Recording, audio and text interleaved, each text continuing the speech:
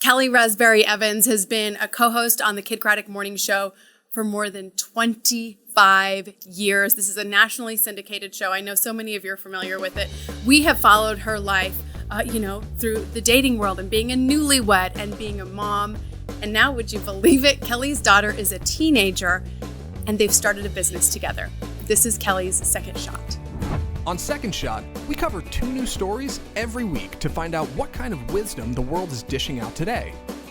And at the heart of every one of these stories are people, just like you and me, who've had to overcome incredible odds, to face the greatest challenges, to struggle and fight back. But now, we're changing it up. In these episodes, we're skipping the headlines and going straight to the people that inspire us to grow, to be bold, seek change, and act courageously when the rest of the world may not. A second look, a second chance, a second shot. This is Second Shot Sit-Downs with your host, Jenny Anchondo.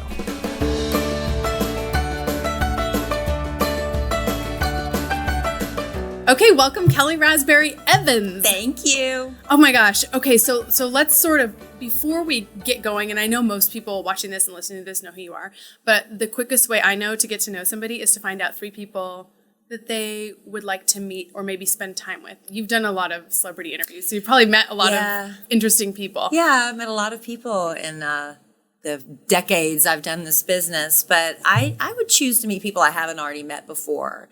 If I had to choose 3, I would have to say Oprah, because obviously she's Oprah.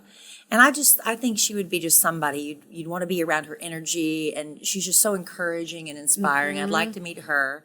Hoda Kotb, because she is just sunshine. I totally agree. I love her energy. Mm-hmm. I just think she's just there. I've never seen Hoda Kotb upset. I just love that energy, and I wish I had more of that. Yeah, I wonder what she's like as a new mom too. You know what I mean? I bet she's just amazing. She's the best. She's got 2 now. Yeah. And she adopted, I think the first one when she was over 50. Yeah. I love her whole story. I know she's exhausted, but you'd never know it. She's just so wonderful. And I think the third one, if I had to choose, that's a hard one. Hoda and Oprah came to me pretty quickly. But I think for the third, probably Meghan Markle.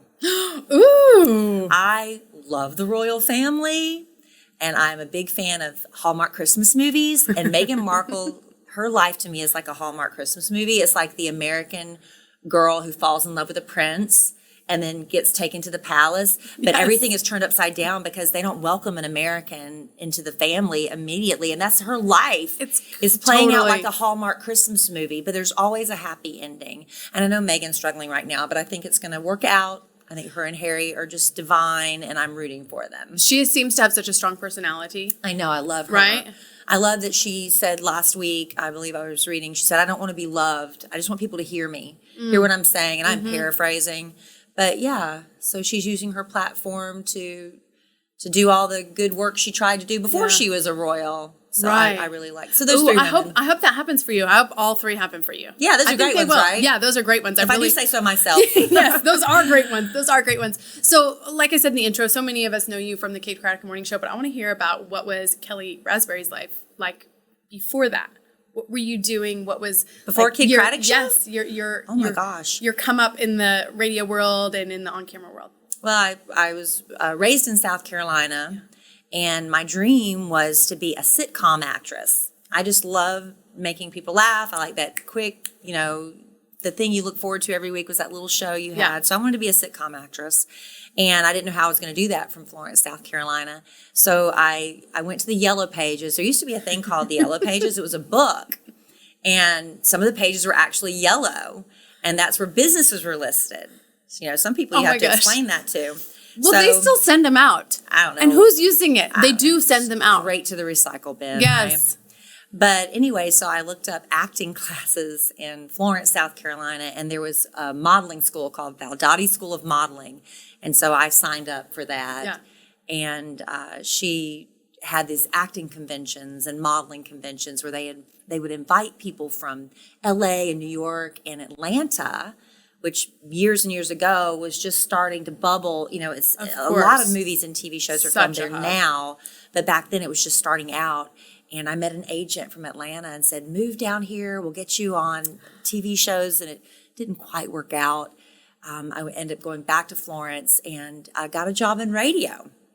And I just through the Valdottis, I'm skipping a lot of backstory because I've told this story a million times. But I was 19, and I went to this acting convention, and the acting thing wasn't work out. But I met the owner of a radio station, and he said, "I think you're really great for radio. Why don't you try that?" I was like, "Sure, why not?" Sure. So I got home and called the local radio station. I said, "Hey, this guy said I'd be really good in radio." I'm going to try that, Kellie. It's true. And he said, "Well, come on in."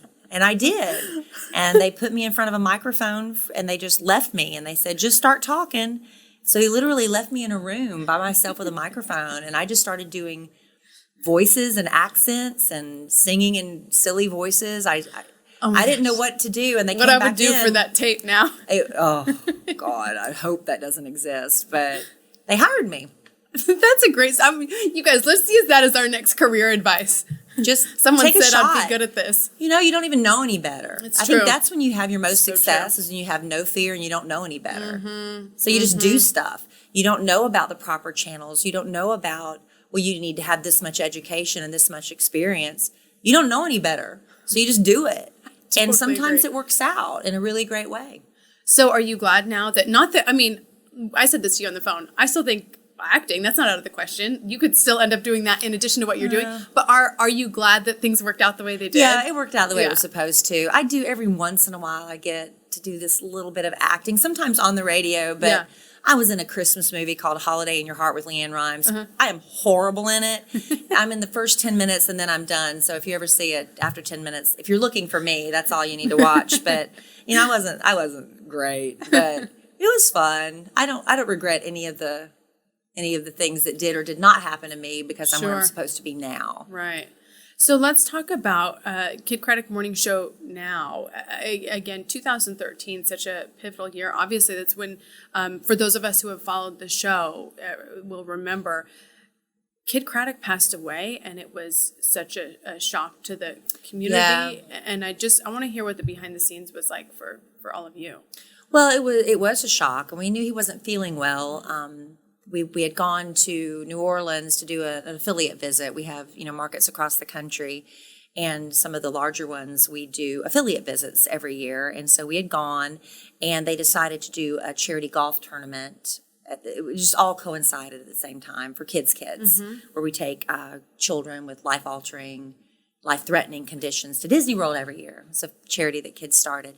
And so the night before the tournament, Kidd went out on Bourbon Street, loved Bourbon Street, and he was kind of hanging out, and he was in a good mood. But he just wasn't feeling well. Sure. And the next morning, he told us all that he he'd felt really sick, pains in his arm, the typical classic signs, stuff. the classic stuff. And we're like, "Why didn't you call the 911? Why didn't you go to the hospital?" He said, "Well, I feel fine now. I'm fine now, so not going to worry about it." Well, then of course, 2 or 3 hours later, he was gone. Yeah. And, that's just, you got to listen to your body and never think it's not going to happen to you. He was only 53 years old. If he had gone to the doctor, he would be with us today, because when we got back to Dallas, I think it was the very next week, George W. Bush went to Cooper Clinic. That's right. Very next week. I might be a little off on my days. It was around that time. Around the same time. I know exactly what you're talking about. They found the blockage, put a stent in there. He's fine. And I have a feeling if Kidd would have done that, he'd still be with us. So I just think it was a big wake-up call for a lot of men, particularly, to listen to your body and go get that checkup. So. And guys, as you're hearing this too, don't let this be one of those where you slide by and say to what Kellie's saying. I mean, we all have to know those warning signs, right? We all have to actually hear that, feel that, listen it, not just say, "Oh yeah, you all should do that." He was here having all the signs that we all see in the PSAs, and still didn't go. And we were all fussing at, and there's guilt we had, well, maybe we should have called 911 and made him go. There's so many what ifs. But, yeah, you can't. But we weren't expecting it. It happened very suddenly. And when we came back to Dallas, it happened on the weekend. So we came back on the air Monday. And we just did about an hour show just to let people know, because a lot of people thought there were rumors, it was a prank, a bad internet hoax. Those things happen all the time. But we wanted to let people know that he had had passed away. At that point, we didn't know if we were going to have a job because it was the Kidd Kraddick in the morning show. And with him, I mean, it's still a business. And when he died, the contract was null and void. You know, the contract died with him. So we had a lot of question marks about our future at that point. Right. So what happened? What happened after that? Obviously, the show's still well, going. A lot of people thought, a lot of big people high up said that was it. They were going to pull us. They were canceling the show and just, it was over. But our boss, George Laughlin, went to bat for us, and he fought, and he said, you've got to give these guys a chance. You can't do this to them. And he really fought for us and managed to get us 30 days. We had 30 days to prove that we could do the show without Kidd. Hold on. In the aftermath of your colleague, your dear friend, and in the media world too, just like so many businesses, it's so close. Like you're so interwoven with those people. It was a family, and it was like a radio marriage. It was I'd lost my husband, my radio husband. It really was like a grieving widow situation. And then you're kind of put out there like, okay, well now prove your worth during the grieving time. So I didn't have much time to be really sad. I took a week off. That next week, after we came back Monday, I took the rest of the week off, and I sat at home in my pajamas, didn't take phone calls. My friends finally came over and made me, they stare at me with pity and feed me. I didn't want people looking at me. But we went back on the air that Monday knowing that we have 30 days. And I was just, when I go back and listen to that first day back, I almost get tears in my eyes because I could hear the panic in my voice. The first day coming back without Kidd, and the nervous energy and talking 90 miles an hour just because, adrenaline's flowing through your veins. And it was a scary, scary time. But the thing is our audience was rooting for us. They loved Kidd so much, and they wanted us to keep his memory alive, and they were rooting for us. They had no idea. The audience didn't know we had 30 days to prove ourselves. But because they continued to listen and stuck with us, and of course then you had the people that were saying, well, after the curiosity factor wears off, people aren't going to stay. They're not going to listen. They're just tuning in to see. Your talent wouldn't stand on its own? They were listening out of curiosity to how could they possibly pull this off without Kidd, but the audience stayed. Yeah. And they stayed, and they stayed until finally they had to realize we can't cancel the show. And they wanted to bring in another host. And that's, chemistry is something you can't force. You can't just bring in a host and say, this is it. For sure. It was, so we kind of balked at that idea. Some of us more loudly than others. Was it you? I was very vocal about how I felt about it. I just thought that JC, who is, in the captain's position now, running the board, taking the calls, he's got so many things going on running the show. I gave him my blessing because at first people thought I would take it because I'd been there the longest. I I'm can like, see that. I don't want that. I didn't want that job. That's not my role on the show. Wasn't to be the leader, the conductor. Yeah. That's not my role on the show. I have, I think, a very important role on the show, and it's a support position. And I was very comfortable with that. And I gave my blessing to JC, and, it was hard for him, but people, they were so compassionate, and they knew he was nervous, and they knew it was overwhelming, but they still loved him and supported. Not everybody. Some people were very cruel, and, social media can be really hard, but he stuck in there, and he's doing a great job now. So it's been 6 years. Wow. And we're still number one. So, I mean, that's a testament to Kidd's memory, to his genius in putting this cast together, because it's the same cast. We've brought in a couple of new people, around us, but the same core talent that he put together is still there. Which is pretty remarkable. I mean, you look at media jobs, that's just to be in one position for 25 years, I think is impressive in any world, much less media. So we're going to take a quick break, and then just so everybody knows what we're going to be talking about coming up, I want to hear about dating world, married life, doing a podcast and a business with your husband, and then this wonderful business you've started with your daughter. Sure. So we'll talk about that in the second segment of Second Shot.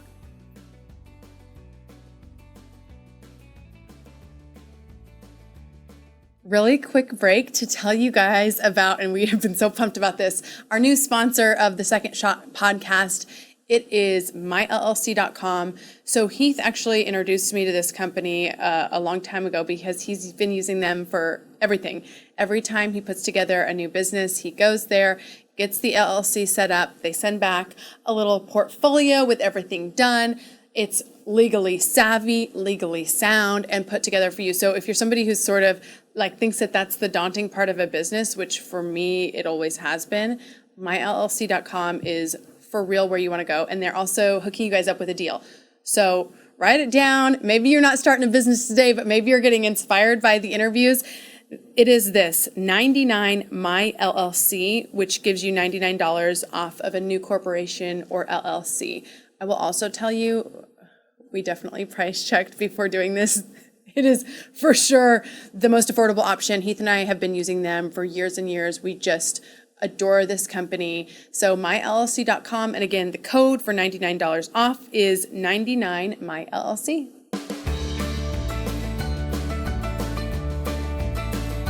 We're back with Kellie Rasberry Evans. And you guys, I forgot to introduce Matt at the beginning. Oh, that's okay. I'm so sorry. And I do feel like oh wait, the ladder's gone. The ladder's gone. Yeah, it's in use somewhere, I assume. Yeah.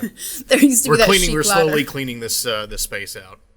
And we were talking about this before Kellie came. You listened to her like I did, Sure. Over the years and everything like that. And I just think it's interesting to hear the backstory on this kind of stuff.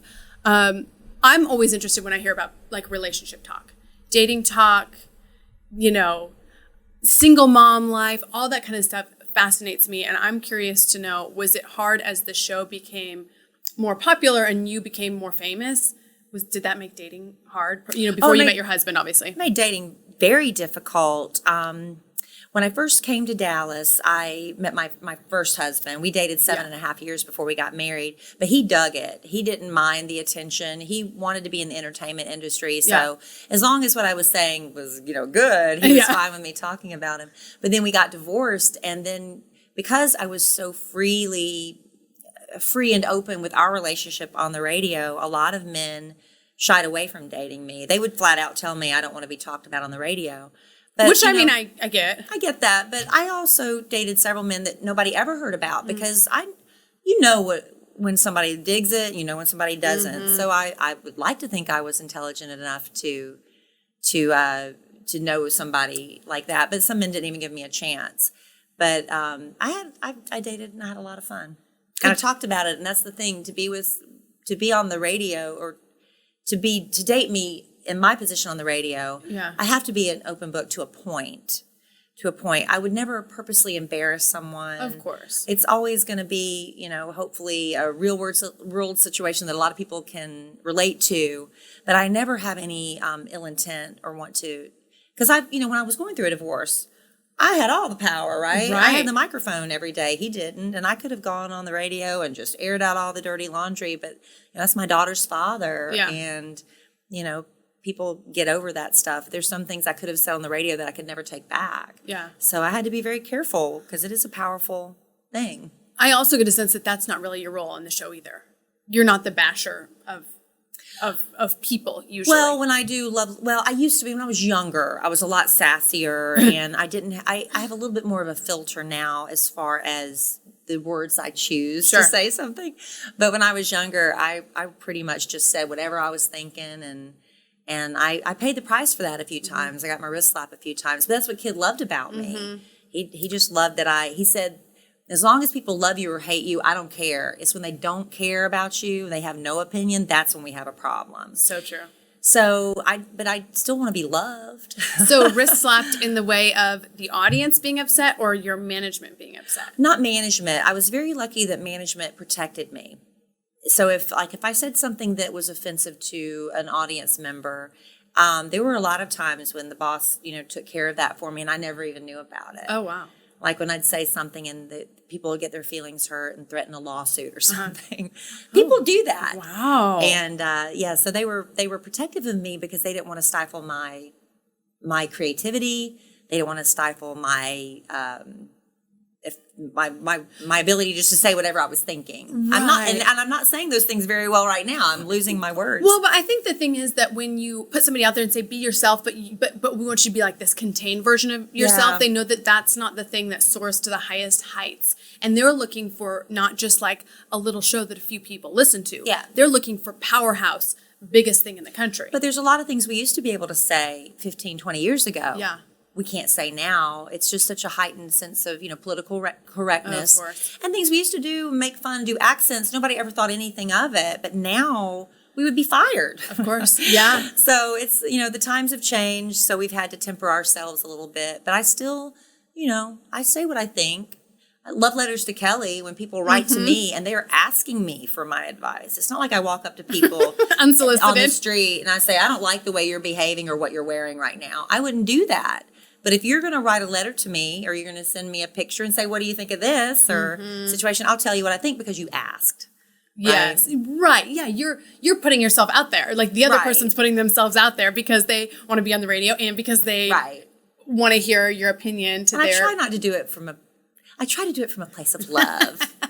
Because I want you to be the best version of you. Well, and not everybody has somebody that can give them honest advice. Yeah. So you know what I mean? A lot of people have yes people. So, you got to find somebody that will give the actual truth. That's a huge problem because you look what happens to especially celebrities who are surrounded by yes people, like a Justin Bieber, for instance. I've always had a soft spot in my heart for him because when he was first starting out, he was like 14 years old. He came to our studio and we had him for a whole week. We did like a talent camp with him and some other kids, and we let him sing because he was just bubbling up. Just Usher had just signed him and was working with him.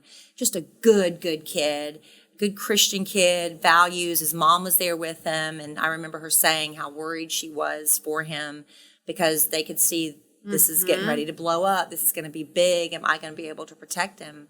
Is he going to be surrounded by the right people? And you see what happens when a kid's given everything he wants, he worked for it, but he was surrounded by yes people, all the money in the world, and you see where that led him. He wasn't happy. He was, it was just a really sad thing to watch, but I was always rooting for him. I think he's finally coming back around. I think so too. Oh, I think so too. But it's true. People have hated him for like a decade. Or, and he was a brat. He was a brat. We were all brats at 17, 18 years old. We just didn't have it play out on a world stage. Right. So let's talk about you working with your husband now. Yeah. So you found somebody who's not only okay with being in the public eye and being talked about in the public, but also working together on your guys' podcast. I was very lucky. I was having a hard time. I was ready to find love. Why is that embarrassing for somebody to say? It's not. No, it shouldn't why be. do people pretend? People pretend like I'm okay by myself, which is fine. You do need to be okay That's with great. yourself. But there's also nothing wrong with wanting a partner. I agree, Jenny. I agree. Yeah. So I was in the position where, what do I do? Where do I go find someone? Because I was on a nationally syndicated radio show. I could go out to bars. I could go to church. I could do all these things, but I wasn't meeting people. The two opposites, bars or church. Right. Or through the radio. But you can meet just as nice people in bars as you can in church. I agree. Sometimes better people in bars than you can in church. I'll say that. But so the whole online dating thing, I'd always put it off because I was like, I'm Kellie Rasberry. I can't be on online dating. And then there was a little bit of fear about what people would think of me, and would it be a bunch of listeners messing with me, just kind of goofing. Right. But I tried to look at it as a bit for the radio. Totally. I said, so if I do this and it goes horribly wrong, it's funny stories for the radio. But if I do this and I find love, then bonus, right? So that's the way I looked at it. So I started off on it. I had a lot of fun. I found somebody pretty early. We got serious really quickly, and then that fell apart. I took a little bit of a break, and after the new year, I said, okay, I'm ready to try again. You have to have the right attitude when you do it because I treated it like a second job. I have a daughter, and so when I didn't have her, I would schedule 5 dates. I'd just knock them out. It was business. But you had business. You had people wanting to schedule 5 dates with you. Yeah, so I would never work more. This is my little tips for you who are looking for online love. I'd never work more than 5 minutes at a time because I can't. 5 was a lot. Oh my gosh, 5 is a lot. It is a lot, but they were one and dones. Oh, because you would know after that first meeting. It'd be one and done. Some of them would be more than one date, but the majority of them were one and dones. And I never had really bad experiences. I'd meet for lunches. I'd meet for a happy hour. I'd meet for a dinner. And it was just, pleasant. I met pilots. I met accountants. I met people in marketing. I met a volleyball coach. I met all sorts of different people. And if it was a great time, if I never heard from them again, that was fine. My ego wasn't crushed because I had 4 other guys that I had to get to. You have to be in the right frame of mind. If you put all your hopes and dreams into this one date, I've got this one date, you're setting yourself up for failure. Yeah, that's really good advice. So I finally, Alan, when I swiped right on him, actually I swiped left on him the first time. And then he came up again? He came up again because when Bumble was first starting, there wasn't that many people on it. There weren't that many people. And so I guess for whatever reason, they let people cycle through again. They pulled him out of the recycle bin, thank God. That's the only thing I can figure, because I remember vividly swiping left on him because of one picture that I didn't like. What was it? It was cheesy, and I'll be honest, I thought he was gay. And I've told this story a lot, and here's me telling it. He's fine. He's like, whatever. It was a selfie in the car, and he had a scarf on, and he was cheesing really hard, and he was kind of taking it as a joke picture for his girlfriends that he had at work. But I was like, don't put that on your I Bumble. I thought you were gay. So anyway, he came back by, but I thought he was very handsome. I was like, okay, I'm going to swipe right. And I'm glad I did. But when I swiped right on him, I was seeing 2 other men. It wasn't sexual or anything. You can do online dating and not sleep with everybody. This might be a big bulletin for a lot of people, that you might not realize that online dating does not mean you have to sleep with them. And so when I say I was seeing 2 other men, I was not sleeping with 2 other men. You were entertaining conversation with You'd them, be surprised that like a lot of going to people lunch or whatever. assume that that's what online dating is, because I guess they've had a few bad experiences. Okay. But so I was dating then 3 men, and I wasn't like keeping it a secret. I just didn't bring it up to the other men. You don't have to tell all your business on these dates. Right. And then eventually I realized Alan was the one I wanted to spend my time with. So did you tell him, are you dating? Are you also doing the 5-person dating rule and you need to stop? Or? I didn't. He's the one that told me first that he just wanted to let me know that he had turned off his account. He'd shut down his Bumble account.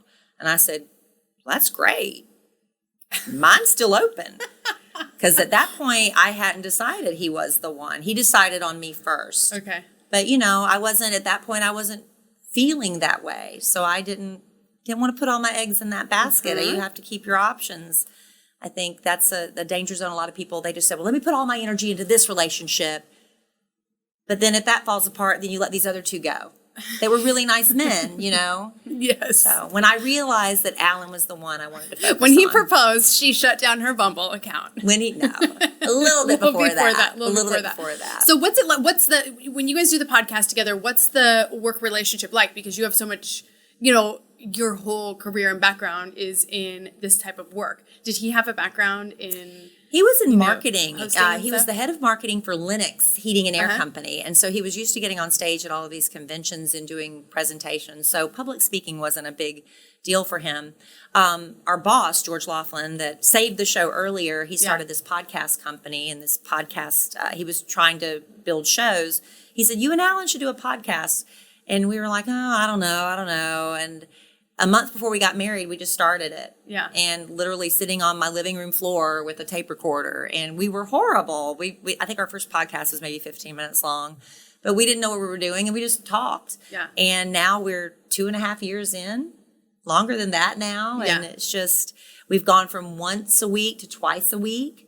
Because we have, these sponsors that are paying to be a part of our show. And our boss was like, can you add a second show? We're like, okay, we'll add a second. But it's a lot of work. It is a lot of work. Yeah. But thankfully, we enjoy each other's company. And I mean, that we're just really lucky that way. And sometimes we air our differences. We get a little heated with each other on the podcast every once in a while. But that's real life. That's real life. Heath and I have had some on-camera arguments. Yeah. Have we not, Matt? Have you ever sensed tension with us in there? I've sensed, I could sense like, oh, this is going to be a conversation after the show. I feel like that something's going to happen afterwards. Yeah, there's only been one time where he's told me, turn off the recorder, we're not doing this. And we had to, that was only one time. Yeah. But usually we just kind of let it play out. But one time he just had enough of me. And we had to end that one. But a lot of times people think they're picking up on tension. And we're like, what? We're and fine. we're just Right. You Just know. doing your podcast. You're probably Just got doing our distracted bit. by something or whatever. So when I think of you in Second Shots, I also, the obvious one to me too is your new business with your daughter. I was at the big launch party. You guys, and if you follow my Instagram, you saw some of the pictures and behind Thank you the for scenes from that. coming. It was so awesome. And Thank you. so this is going to sound really crazy. This is back maybe 2, maybe 3 years ago. We were at a party. You were there and a bunch of ladies were there, and it was for, what were those bags? Anyway, it was some other launch party, and I swear to you, you were asking about an animal print bag. You were like, how can I get, do you have this animal print bag, blah, blah, blah, blah. Fast forward now, you started this line, and Right. it sounds like it's all based on your search That's for where the it started. perfect bag. That's exactly where it started. I spent years before the animal print bag searching for the perfect black leather jacket. Okay. I wanted, and I take years. I didn't want to waste some money. I wanted it to be the perfect one. I finally found it. Well, then my next search became an animal print clutch. Mm-hmm. I've been looking for an animal print clutch for years, and my husband would try to surprise me with one. Spent a lot of money on one. The wrong ones. And I just told him, I love you, honey, and I love that you tried to do this, but I don't love this purse, and I know how much money you spent. And so he took it back, and he wanted me to have the right one too. And then I finally found this local designer, Parker and Hyde, and he did this. I was like, that's it. That's what I've been looking for with, just a few little tweaks. Yeah. We decided to collaborate together. And so that was the first seed for starting Emma, Kellie, and me. And I wanted to do a business with my daughter. She's 13 now, and I'm kind of fast forwarding a little bit. Years and years ago, I had parked, I guess you call it, the domain Emma, Kellie, and me. That was so smart. I didn't know what I was going to do with it. I was a single mom. I was a single mom when I had a 6-month-old daughter. And I heard from Kellie, it was hard. And I heard from so many women who were in the same position where they were divorced or alone raising a child, and I was like, there's something there. I don't know what it is. Maybe a support group from single moms. Maybe it's a business focusing on single moms. I don't know. But I went ahead and saved that site. Never did anything with it. And then when I was so the purse thing happened, and then I had to go to my niece's wedding this summer. And we were searching for a dress for my daughter to wear. Do you know how hard it is? My daughter's tall for her age. She was 12 at the time.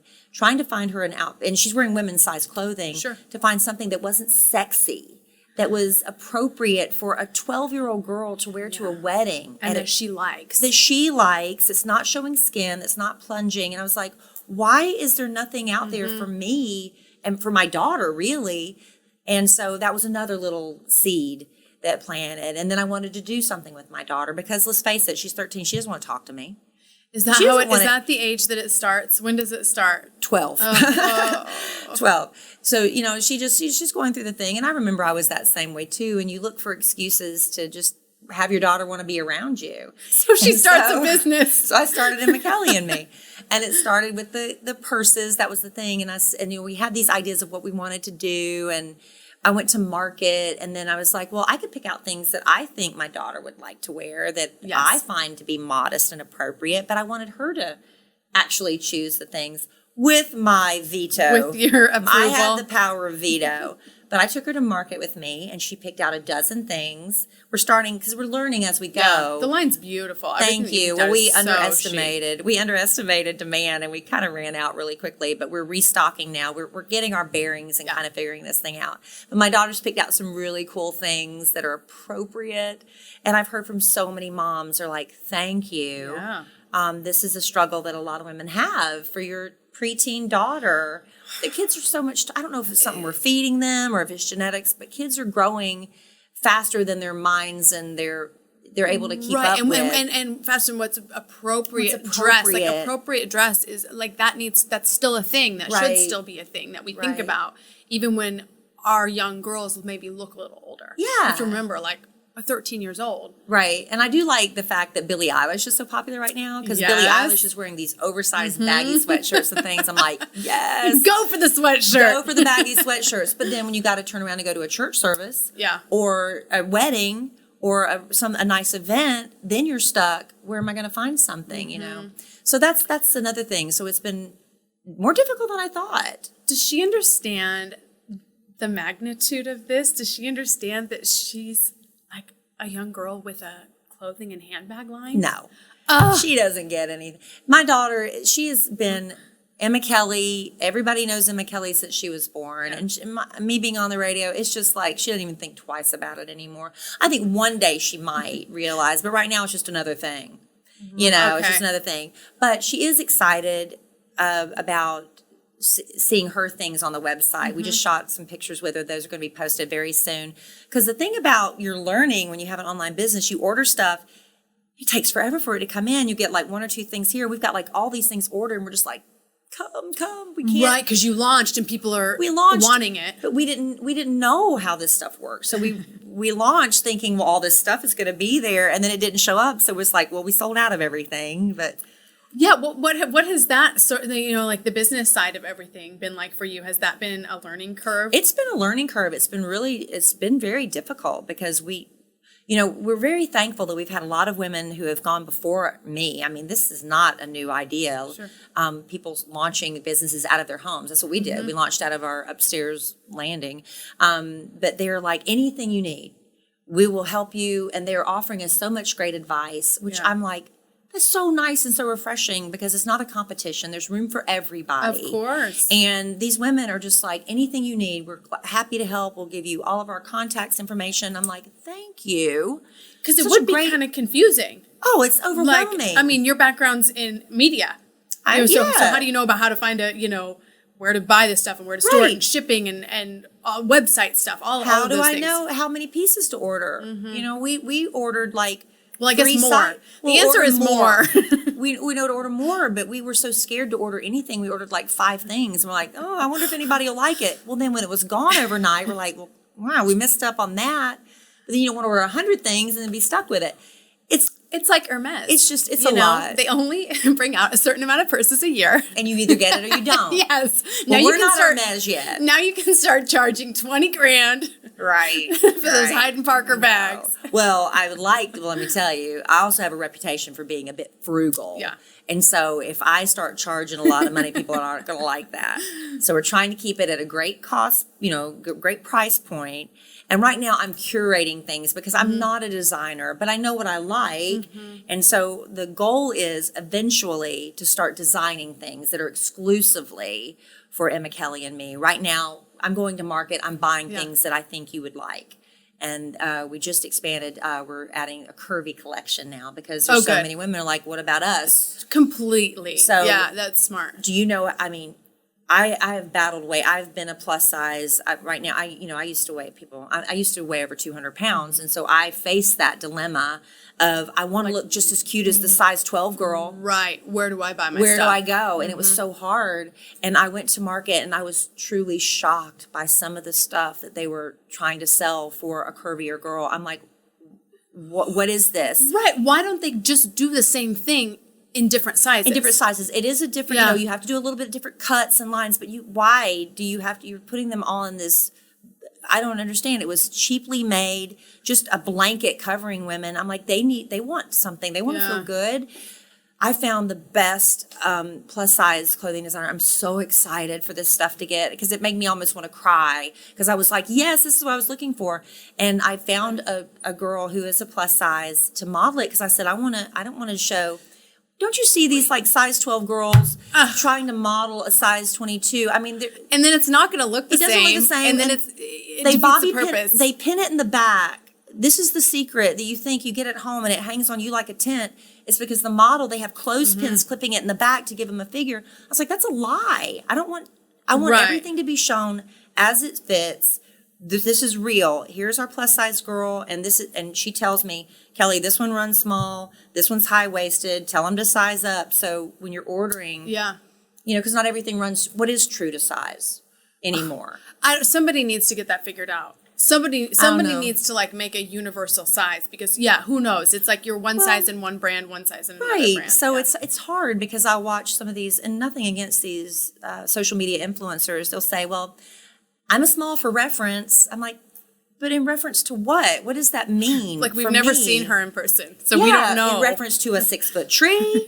In reference to what are you a small? So I'm trying to say. They do that. I've always wondered what that was about. Are you just telling us you're small? Right. We get it. They're never a size XL for reference. No, nobody you never references see that. that. Never see that. No, it's true. It's always a size Normally 2. I'm a small, but I'm a double XS in this one. So just for true. reference. Just for Just reference. so you guys know. know. Oh my gosh, that's so true. Okay, I know we got to get you out of here, and I want to finish up we with bounced these. all around. I probably... No, this is good. This is what we Okay, want. good, This is what we want. These questions that we've been asked. Don't you think this has been interesting, Matt, to see what everybody's answers have been to the Oh yeah, I love them. fair or unfair? Yeah, actually, I do have a real quick question before we start to wrap Yes, up. please. And it's just like something I've noticed through this entire story is that, Kelly, there just seems to be a lot of self-confidence in you, even from your early days of just jumping on the air and saying, I guess I'm just going to do this. Somebody told me I was going to be good at it. I'm going to be good at it. True that. And following through to Kidd passing away and you guys saying, no, we're going to stick with this. We're going to keep going. There's self-preservation there, but there's also a lot of self-confidence. And I'm just wondering, one, where do you think that came from? And two, how do you pass that on to people to say, I believe in myself and you should believe in yourself as well? I like that question. Well, a lot of times, yeah, I think I am, overall, I would say I'm confident in certain areas. But I have, my own insecurities too. I had body issues that I really struggled with. I've talked about it on the radio. I struggled with bulimia from high school up until my 20s. And it was a real struggle. And to this day, it's still a little mental thing. It's like sometimes you're like, oh man, you could easily you go feel back. yourself seeking back You into could it or easily go having back those to same that. thoughts. But a lot of times it's just, if you can just focus on what you're really good at and I mean, I have insecurities. I'm not always the most confident person in the world, but I try to just highlight and focus, like with your body. I know I've got good legs. You could say I'm bragging, but it's just genetics. My parents both have great legs, and I inherited those. So I focus on my legs. Yeah. When I was dressing myself, when I was over 200 and something pounds, I finally stopped getting on the scale. I didn't want to see it anymore. I would just, I'd cover everything else I could, but I'd highlight my legs, and I guess that gave me a sense of confidence. Focus on what you're good at. On what you're highlight good on at. the good. Yeah. Highlight the good, and you got to deal with the other stuff eventually. Yes. Sometimes that takes therapy. Yep. We're big proponents of that on this show. Yeah, that's and for I'll be sure. honest, just the older you get, you start realizing, man, that stuff I used to stress so much about just is not important, in the big scheme of things. But that doesn't discount how truly important it is to you when you're going through it. So when you hear all these kids, they're going through their teenage drama, and kids, don't discount them and blow them off when your daughter comes home and she's really upset because the boy that she likes somebody else, because those, to her, in her little world, that is love. And now eventually that wasn't love, when you get old, but to her in that moment it's really love. And so when you're going through any stage of life, now looking back I'm like, oh, that was so silly, but when you're in it, it's deep and it's real. So I try not to discount people's feelings when they're going through it, because I know it's very real for them in that moment. Yeah, that's a great message. Matt, I'm glad you asked that. Now, if you had to choose, would you elect for life to be wholly fair or wholly unfair? Well, I mean, your knee-jerk reaction is fair, but to me, fair is if you work for something, you reap the fruits of your labor. I don't believe the fair, like everybody gets a trophy, everybody has the same amount, is that a level of fairness people are talking about? I just believe that I would like to think that life is fair. Meghan Markle just said the same thing when she was talking about, I knew it'd be hard being in the public eye and being in the media. I knew they would come after me, but I just thought that, what they would say would be fair. That they would play fair. They play fair.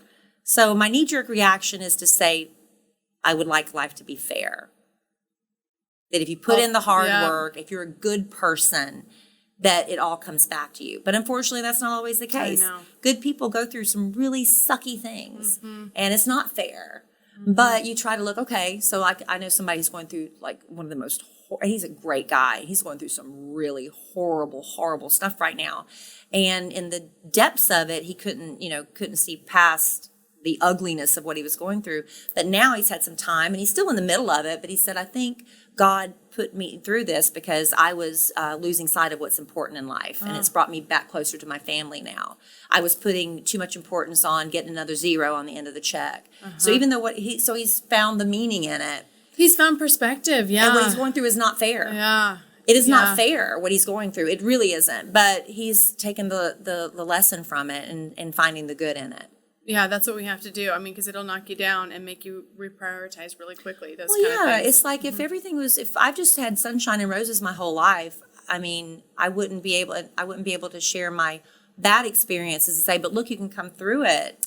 Well, it's like what you just said about empathy for those girls. If all of us had never been heartbroken, as adults, if we had never been through that, we wouldn't have the wherewithal to say, you know what, that teenager who thinks that it's the worst day of her life, lean into that a little bit and have some empathy. Yeah. And don't just blow her off. Right. So now we're going for that one piece of advice. We pose this question to everybody. Gosh, it's so hard. It is hard. I know. So here's the deal. We're going to do, and in fact, you know what, Matt? One of these days, we're going to take all of the Second Shot sit down one-liners and we're going to make them into one book. I like it. That's just like, I like to speak out things that I want to have happen. Now, Lord. Here's the thing.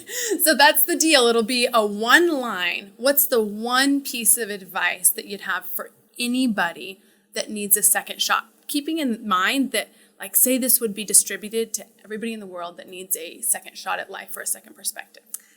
Well, oh God, I was thinking about this because you did give me a warning on it, and I was trying to, it's. Well, because I didn't want to do like a gotcha question. Gotcha, because it's a hard question to is. answer because I think, one blanket piece of advice doesn't work for everybody. But I think what I've found the most inspiration from is I love reading biographies and autobiographies, and if you find the people who are achieving success in whatever area. If they don't have a book about them, maybe articles and things that people have achieved success. I think it's encouraging, it's inspiring. Like the lady who created Spanx, to read articles about her. She came. I remember when I was getting married the first time, she was in Nordstrom. I was just going to go get some pantyhose because my legs are really white, and she was trying to sell me Spanx. And she was there in Nordstrom, and I didn't know who she was. Out there hustling. She was hustling, and she was just a woman with an idea of cutting off pantyhose and making shapers. And to read her story and see where she came from, and Mrs. Fields Cookies, all these people. If there's anybody that's maybe living the life you want for yourself, or even if it's not what you want for yourself, it's just success stories. Read their stories, read their magazine articles, read their biographies and autobiographies. I think you can get a lot of inspiration from people who have been there before you. Yeah, that's great. I love that. That's going in that book that we're going to make with all these pieces Well, if you of can second put that shot. in one sentence, good That was luck. a little bit of a run-on. Okay, tell everybody where they can find you. Although the products are sold out, but we're getting give them more. Your website. Give We're them your getting website. more. My daughter's Emma Kelly, so it's ekandme.com. If you write emmakellyandme.com, it'll redirect you. But you can sign up for the email list, and it will notify you when we get new products in. We are launching some of Emma Kelly's choices because they haven't all come in yet, and some of the Kirby collection this week. So just keep checking ekandme.com or sign up for the newsletter. I'm on social media everywhere as Kellie Rasberry. If you can't find me, you're not trying, or you're misspelling my name. That's the only two options. Right, you're doing it with a Y. Yes, you're doing it with a Y. I'm Kelly with an IE, and there's no P in Raspberry. And a sandwich and some lovin' podcast. And a sandwich and some lovin' podcast, with my husband. Anywhere you find podcasts, we're there. Awesome. Thank you for coming in. Thank you. I hope I wasn't too all over the place for you. No, you were awesome. You reined me back in as best as you could. It was good. Okay, you guys, we'll see you next time on the next Second Shot podcast.